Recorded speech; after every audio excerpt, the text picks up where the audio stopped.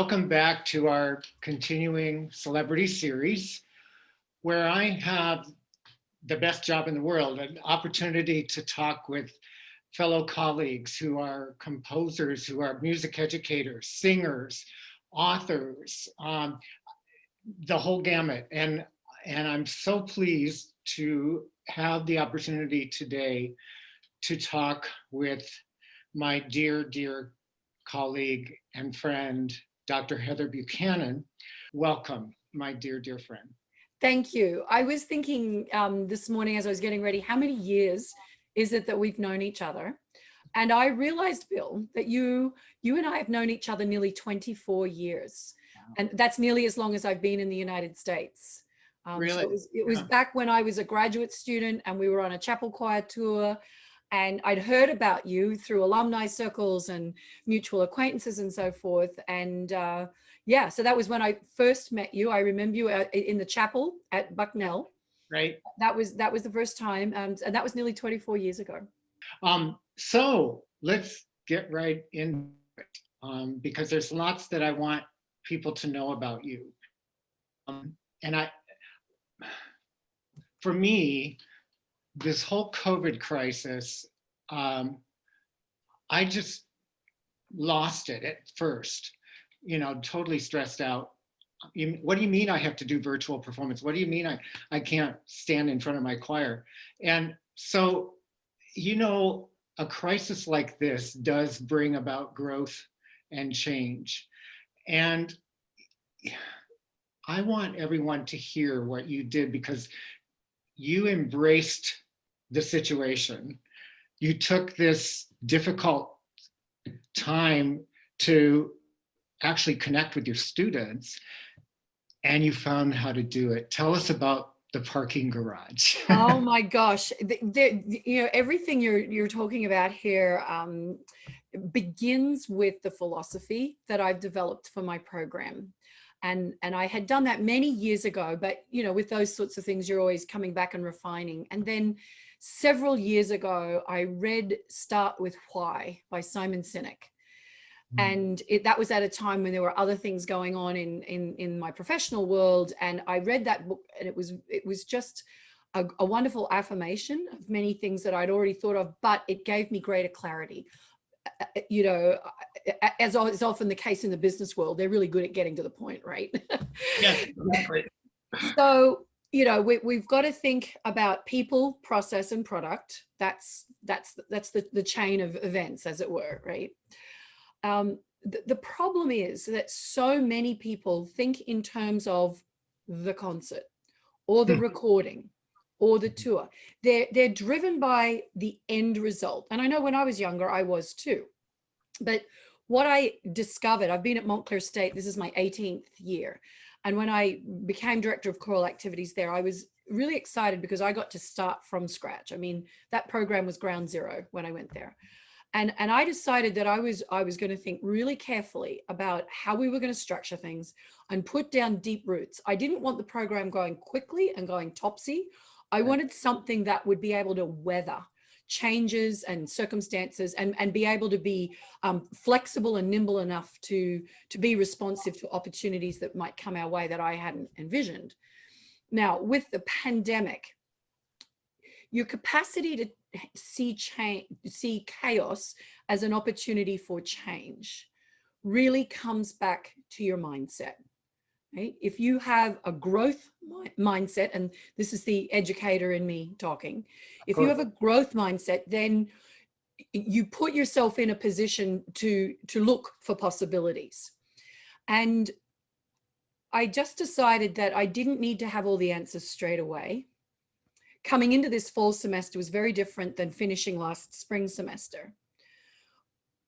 And this summer of sacrifices, I like to call it, I mean, literally 2 days off, just every day in meetings, trying to figure it out. But what I realized very early on was that our how and our what was going to change, but my why didn't need to. And so if you think about choir as being live performances and other things like this, well, then of course there is no choir. But it's not. Choir is about connection It's about building a community. And I already had I developed a mission statement, and we have values that have been common within the program that have helped drive programming, personnel decisions, policy decisions.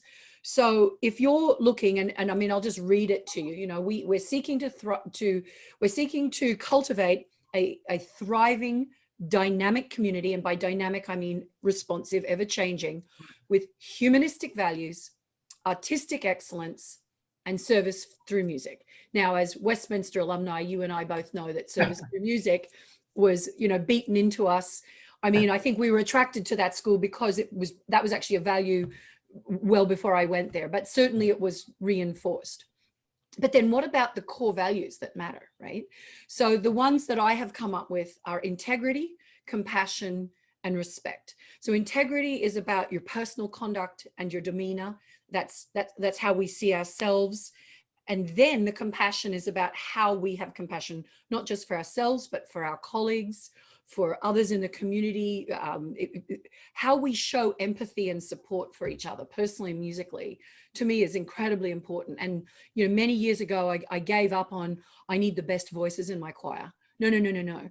I need the best human beings. Yes. In my choir, right? Because, I can teach people to sing, but I can't teach people to be the best versions of themselves unless that's sort of there. And then respect, which personally, I think respect, genuine respect is actually the answer to everything. And I came to that one, respect for ourselves, respect for each other, our audiences, the artistic process, because as a woman in an industry that has been fairly male dominated, and I remember vividly when I was first in the United States and as a student being told by somebody that nobody was ever going to take me seriously because I was a woman, I was Australian, and I had blonde curly hair. So I needed to just kind of face facts that, there was a limit to whatever I would be able to do. Now this was, so then I started my period of straightening my hair and doing all these things because I thought I had to make myself acceptable and presentable. And then, then one day I was like, wait a minute, so as I've gotten older and had my own programs and had the opportunity to really, try on other things and just sort of see, having that personal philosophy and then having a program philosophy, Bill, it's crucial because, okay, our how and our what had to change, but my why hasn't changed. The reason why I have my program. So then I simply looked at that and thought, right, if staying connected and creating this community of people is the most important thing, then how can we do that given these circumstances? And I started having conversations with my artistic partner, Stephen Ryan, a trusted colleague, my student managers. And in short order, I came up with several ideas for things that we could do that would help keep the connection. And then I had town hall meetings, etc. Once we realized this pandemic wasn't going to be over by July, right? Then it was okay. And our director, Tony Mizaki, who's just one of the great men of this world, he said, okay, let's really think outside the box. And I said, how far outside the box? And he was the one that said, well, I don't know. How about rehearsals in a parking deck? I'm like, are you kidding me? And he's like, no. And I said, well, I'm flat out getting resources for instrumentalists when I'm conducting a chamber orchestra. And now you're telling me they're going to give me a parking deck. And he said, well, nobody else is going to be on campus. And if we ask for it, I bet we'll get it. So we had this really off the walls, meeting with the band director, myself and the director. And okay, the long and the short of it is the choir has level 6, the band has level 7, obviously at different times of the day. I also asked for the amphitheater, which you see in some of our videos. And, the president of the university is a huge supporter of the arts. And she knew that by keeping the major ensembles as active as possible and as safe as possible, that would make a difference. And it did. We've got the singers' resonance masks, which I don't know if you want me, I've got one right here. I can do a little demo so your folks can see them. These are brilliant. So John and Robin Rose of JR Associates, which is my music folder out in Montana, they developed these. So you can hear the difference without the mask and then with the mask. There's a difference, but I tell you what, Very minimal. it's minimal. And these masks give you the space you need for the resonance. They have space for the filters. They've been tested with spectrographic analysis, and okay, and they're $33 each. So I said to the university, every student that comes face to face needs a mask. So they gave me a parking deck. They gave me masks. And I thought, right, what else do I need? Well, I just said, well, wait a minute. They're not going to be able to hear anything. So, okay, we're going to need microphones, and we're going to need, you know, to be able to pick up sound, etc. And and I've got students, a third of my choir had to be on Zoom. So I said, well, they still need to be connected. Other people were like, if they're not coming in person, too bad, they can take it another semester. And I went, no, no, no. I've got students for health reasons or whatever that, no, we're going to figure out a way to do it. And I'm not going to lie, the first couple of weeks were pretty hairy. I mean, every day it was, you know, how are we going to set up? What's going to happen here? I can only imagine. But eventually we figured it out. The university committed to us the resources that we would need to make that work. We had a sound crew that would be with us. Just, you know, we had the equipment we needed. I deliberately chose repertoire that either we'd started to learn in the spring and only half the choir would have to learn it from scratch, or pieces that Steve and I knew really well that we thought we could kind of make work, and things that I knew wouldn't have crazy DVC or too much complexity that, you know, when you're in a hostile acoustic environment, why make the job harder, right? So I just thought success breeds success. Let's do some things that will give the students an artistic experience that hopefully we can build some success on. And I also chose pieces that I knew would have messages that would be uplifting, because especially in the last 6 years, we've been doing what I call socially responsible programming. And I wasn't about to give up on that as well. So that's why Ain't No Grave, you know, that's about defiance, pure and simple. Well, has there ever been a need for young people to express their defiance and build their resilience? And I just said to them, we're going to use our music as a way of leveraging for ourselves. We're doing it for ourselves, but we're going to use it as a way of messaging to the community that we are here, we are thriving, and we're going to offer them hope, because they're going to see this happening.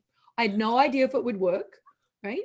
But you know what's really beautiful, Bill? We found out within 2 weeks of sort of starting, and I only see my students for 75 minutes twice a week, because even though you're outdoors and even though you're 6 feet apart and even though you're masked up, there are still limits for how much time you can be around people, right? Right. And the guy that was doing the video stuff for us, he came with his microphones. I mean, I didn't even know where he should put them, right? So we were experimenting with that, you know, and there's, you know, microphones, they compress sound, so they pick up the shrill voices, and, you know, so you've got to then move people, and it didn't matter. What we learned really quickly is that microphones actually pick up a lot of good stuff too. And you can actually sing a lot softer than you think you need to in the great outdoors. And if you just sing musically, if you just envision the nuance and then put it into play, that happens too. And I just said to the students, instead of thinking that we've got to rehearse for a judgy old world where everybody's watching what we're doing and analyzing it, because pretty much that's what it's like every time you go to a choral conference or something, right? You know that that's the way. I said, let's just sing for ourselves. Let's just make music for the sheer joy of making music. And the first sound they made as a group was a warm-up. On that first day, the dean showed up, the director was there, university sent the photographer, and here we are singing these silly little warm-ups, and people are crying because we were singing together for the first time in 6 months. Yeah, our theme is music for our time and place. So we're just making music. In fact, we turned around and sang the Hallelujah chorus, you know, to the soccer team when they won a goal. Oh, great. And then the fans all came up into the deck and took photos of us, because that was fun. I've watched several of your videos and I'm fascinated with the process. I mean, how did you go from a parking garage and then sing that same piece in the amphitheater in concert dress? Really good question. It's been a little bit different for each piece. and we're still figuring it out, but I can tell you in essence what we've done. So take it back one step. First of all, do you like going to choral concerts and looking at groups of people and you're sitting there going, so they sound okay, but some of them really just, right? That is my, I teach people about movement. Sure. So one of my biggest pet peeves is going to concerts and they're just talking heads on stage. So how exciting is it going to be if they're all standing in the parking deck and they look like this and they're singing? Like, what the heck? And I'm thinking, oh, no. Nobody's going to want to listen to that or look at that. I just said to them, we're always talking about the human impulse, right? We're always talking about what does the music mean and how do we communicate? Isn't this a really good chance for us to play with how we communicate as singers in an ensemble? And I just said to them, you know what? We can't get it wrong. We actually can't get it wrong because there is no playbook for this. So let's just go with our instincts, that gut feeling that I could try this. So I contacted my accompanist and I contacted the guy that was going to do the video recording, which the university provided us funding for that. And I just said, okay, this is the amount of time we've got, because on the Saturdays that we did our recording, the students who were online all got COVID tested so they could come to campus. Most of them lived, or like Pittsburgh. There was only 1 or 2 students that couldn't come. The majority of them could. Right. So those Saturdays were also special because we were trying to get everyone literally together. Rehearsing on Zoom is not the same as actually being the one that's there, right?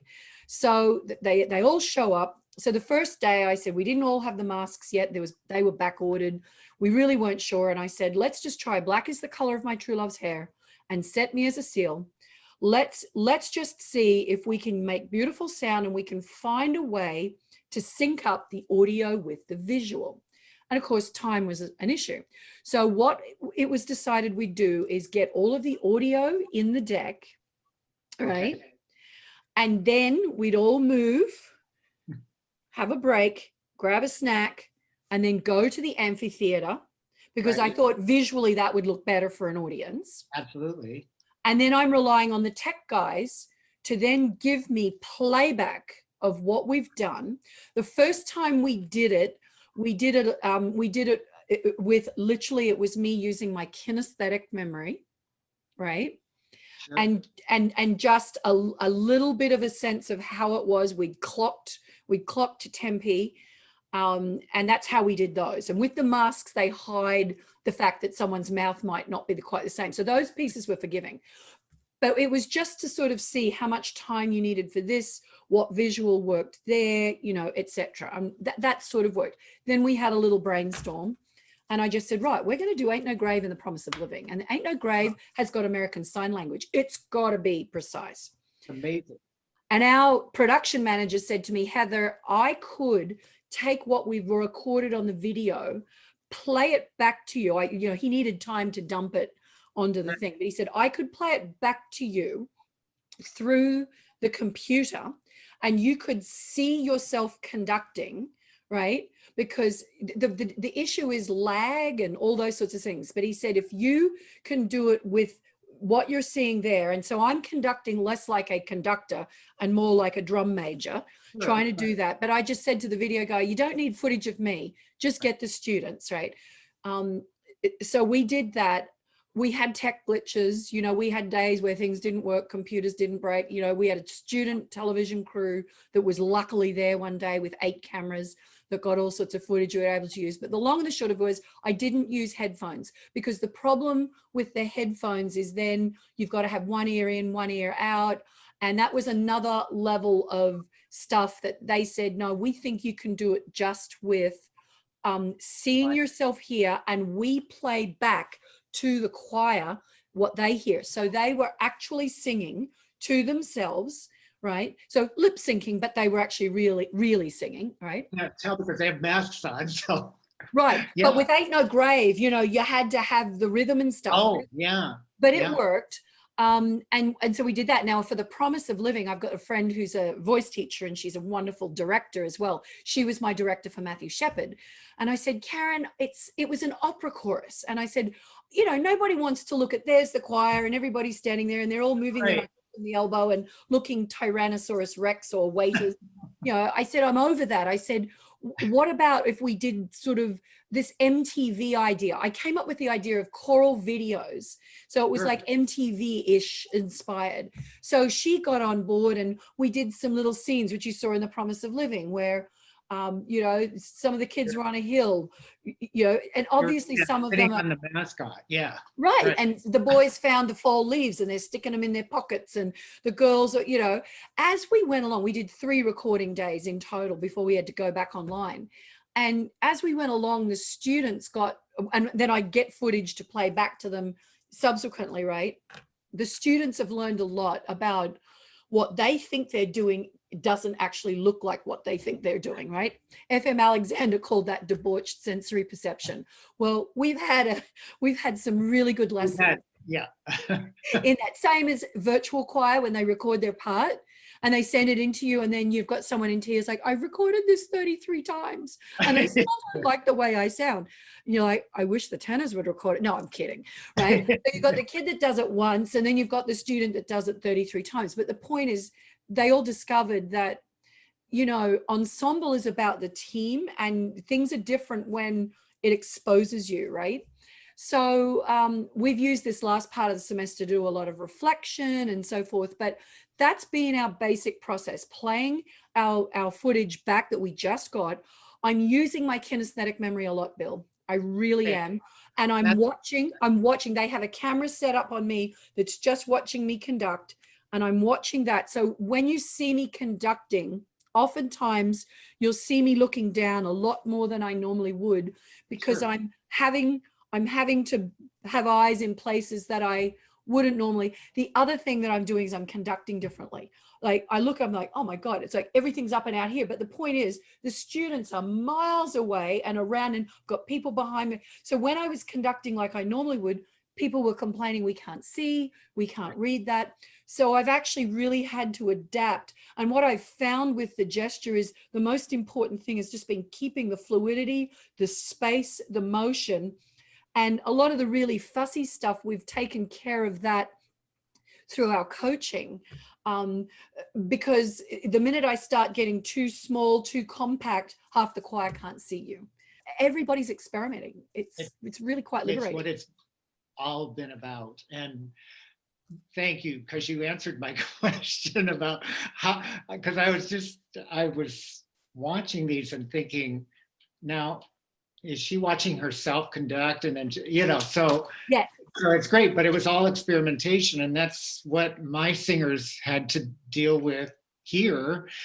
We don't have parking garages in central Pennsylvania, so we can't do that. But and I said to my singers, just as you did to your students, we're not doing this for anybody else, except the fact that this is a way for us to stay engaged and to connect. And that's the key issue right there. That's a fundamental need of everybody. It doesn't matter whether you're 7 years old singing in a choir, 70 years old in a choir. That's a fundamental need. And moreover, for college students, you know, as I explained to them, some of them are so vulnerable. For the freshmen, their first living away from home experience, and here they are. I said to them, you're our little phoenixes, right? I said, you're literally rising out of all of this. And I said, none of us were born resilient, none of us. But I said, but we learn how to respond to what happens. And I said, if we can use this as an institutional sabbatical and experiment and play, so that when we come out of this, which we will, we can look at what did we learn? What was valuable about that experience? What are the things we know from past experience that we must have? There's going to be a new way of working and moving forward, Bill. Isn't it the truth? There really is. I mean, I've been using Zoom or Skype for students to log into rehearsals for years when they were sick and wanted to stay connected, right? Sure. You know, we'd already figured that out. Now, I don't believe that technology will ever completely replace us, but if we can leverage technology to use it to our advantage, then well and good. As it turns out, considering Matthew Shepard was the last thing we performed on campus before the pandemic shut everything down. I thought it was because. Right. So when I asked the students, and of course they're all showing up in the deck with their Matthew Shepard shirts on, see, and I just said to them one day, so what other repertoire do you want to do? And they just said Matthew Shepard, and the freshmen are like, what are you talking about? And I just said, well, we could do all of us because the gospel trio were in the group and one of them's about to graduate, right? But I still had them there. And I said, well, people would really have to learn their parts. And the freshmen are like, okay. So they did in very short order. And I said to them, well, what is it going to look like? How about you come up with some ideas? Sure. And a lot of them had sung in the virtual version of it for Craig over the summer. And so they said, we want to get our own people saying Only in the Love. So they got the school mascot, the president, one of the girls contacted John Rutter. I don't know how she got him to respond, but he did. We had some Met Opera stars. Yeah, we had Christine Gerke and John Hancock. We had all sorts of people. We had all different languages, and so we put that in, and my grad assistant stitched that bit together. The guy that does the audio recording, I said, we just need a loop of whatever. We literally recorded that audio bill in 40 minutes in the parking deck, then went outside, put on t-shirts, did the thing. We had a drone shot ready where it was going to come up and they're all going, Only in the Love, arms are up. And they're all standing in the shape of the heart, and the drone would come up and then up and away. And you'd sort of see this. He crashed his drone the week before. We're like, you still make it hard. So my friend Karen Driscoll, she's like, never fear. So she gets colored paper and gives it to all the students. So, one of the girls brought a gay pride flag. They're running around with their rainbow paper.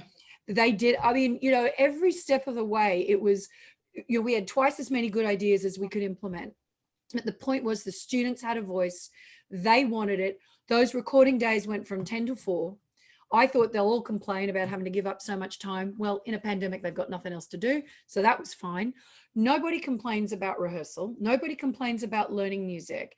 The only thing they complain about is when people don't show up on time or someone doesn't know their music. So the Today Shows we had the Hallelujah Chorus bit, which ends up on the Today Show because the producer of that show lives nearby and heard what we were doing. Then that went viral. And I think I sent you the link tree to all of the news stories. The next thing, Kelly Clarkson's producers on the phone, hey, this looks really interesting. But they didn't want the Messiah. They wanted rock and roll. And I said, you wouldn't ask John Bon Jovi to sing Messiah. Don't ask us to do rock and roll. But I can give you gospel. Well, Kelly grew up singing gospel. So, sure. So there it was. So all of a sudden, here it is. How perverse, right? We've done Beethoven 9 at Carnegie Hall for humanitarian aid concerts. We've done Verdi Requiem, recorded it. We've done Carmina. We do Messiah annually. We've done world premieres. We've done regional premieres. We've worked so hard to do good work in our community. And then the one year when everything's just, crazy. And there you are getting all this attention for singing 33 measures of the Hallelujah Chorus in a parking deck. I thought there was something perverse about that. And at first I thought, what the heck? And then I realized, oh, Heather, duh, this is about hope. This is about community. Everyone's been in a choir, right? Most people know someone who's sung in a choir. Most people sing in the shower. This is relatable. This is not about privilege. This is about people doing what people can do. Learning an instrument is about privilege, but singing in a choir, everybody can do that. Yeah. So, that thing about we get the great unwashed, right? We work with people from all walks, which has often been our challenge. Now in the pandemic becomes our strength, doesn't it? It totally does. Yeah. I just really believe in what you do with your students. I miss my students greatly. I retired 6 years ago from Buchanan, and it was always, every day was that I was with them was a joy, because when you allow them to connect and to be a part of something that is so profound, right, they just eat it up. They And do. They do. I mean, I think again, Bill, it comes down to your philosophy of how do you make music, right? And Mhm. again, we're servants to the score. We're servants to the needs of the music. And I just think it's an incredible privilege to do what I do. And that, I just say to the students, look, if you put me in a position where I have to become the authoritarian and all the rest of it, it's not going to work. I'm going to leave and I'm going to go sell shoes. I'm actually really good at that, right? But I said, if you would like to be partners on this journey, if you would allow me to facilitate this journey for all of us, Yeah. it will get better. And I mean, our social media has been off the charts because one of my students, Alexa Timone, she's my manager, she's president of our ACDA chapter, and this girl has figured it out, and it's gone really well. She's done extraordinary work. My graduate assistant this year, Q Fernald, is an absolute gift. He's a composer. In fact, in the spring, we're going to give world premieres of 3 student pieces. I've got 3 student composers in the choir. So I thought, well, what can we do next year? The director says, well, what are you going to do in the spring? I said, oh, we're just getting started. Exactly. But I think the students feel empowered. I'm trying to hold them responsible, but in a way that bears our values, right? So we don't just talk and write. We don't just talk and write about it. We live it. We Do do it. it. We live Yeah. it. My birthday was actually Thanksgiving Day this year. Yeah. And the biggest surprise was a video from the choir. I saw that. Oh my gosh. Bill, I'm in bed bawling my eyes out. In my life, I've never, I mean, these students, how they did it without me knowing. Well, it's beautiful. It really is It so. was nearly the whole choir, and that's no mean feat, getting people to just, do, but they did it. And I realized in that moment that this was just gratitude, and really, there's a tremendous amount of love, genuine love and gratitude. And Well, I think that we've bonded in a way that we feel wouldn't that. in a normal year. No, they totally feel that from you. Yeah. And that's why your students love you so much. And your enthusiasm, your energy for not only for choral music, but for your colleagues and for everybody to see this energy coming from you. And as you said, it's so much of it is on social media now, so we can see it. We can actually, and we will make sure that some of these links are available. That would be lovely. And then make sure we exchange links as well. I mean, we're partners with New Jersey Symphony, so the little surprise that you get to see on Friday night at 7 if you watch. So our Messiah Mosaic, and we're doing that because the students insisted, by the way. I felt sure they wouldn't want to do Messiah. Oh, are you kidding? The upperclassmen were indignant. So we picked a few movements and literally threw that together in 4 rehearsals. So that was ridiculous. That's but what they did it. And so it's 40 minutes long, and it's bookended with "And the Glory of the Lord" and the Hallelujah chorus. And the New Jersey Symphony called me and said, hey, can we collaborate on some Messiah? And I said, well, we're online now. But I said, I can send you what we recorded. And so their sound engineer produced a click track. Members of the orchestra volunteered to play, so that's the chamber players. right. And they've put it in. So you've got the orchestra all pictured playing underneath the choir there. I haven't seen the Hallelujah one yet, but I have seen Hallelujah, haven't seen "And the Glory of the Lord." That'll come in today. But there it is, the orchestra and the choir. So this would have been our 7th year. So we're still calling it, it's year 7 because it is. And then next year, hopefully we'll be back into our usual routine. But again, I'm trying to give the students ownership. I think they keep us young, Bill. I think when you work with young people, it's a requirement that you stay relevant. And that doesn't mean that you have to be one of them. It just means that you have to be ready to listen to what they need. And of course, my own daughter's 16. And I just said to her today, Paige, whenever I'm making decisions for the choir, I've always done it with a fairly maternal kind of eye. But I said, at the moment, every time I look at them, I think this could be my daughter, Yep. And so how lovely for their parents to know that somebody cares about them that much. Exactly. And that's our gift as musicians. We see the beginning, we see the end, you know, it's such a privilege to be a little part of that journey. And, you know, we are richly rewarded. And now, and during this time, this crisis, we've learned how important the process is, and sometimes much more important than the product. Yeah. So when you listen to The Promise of Living, will you hear perfection? No, you won't. You will hear a few things that I'm like, oh, tenors, I really, you know, but we couldn't, okay. we couldn't chop and change. You know, we had to take the one take that worked the best, and it's okay. And I just, so what you get is just honesty. And that, yes. The unvarnished truth, which I think everybody, you know, do you think that Johann Sebastian Bach's music was sung perfectly by his choir every week?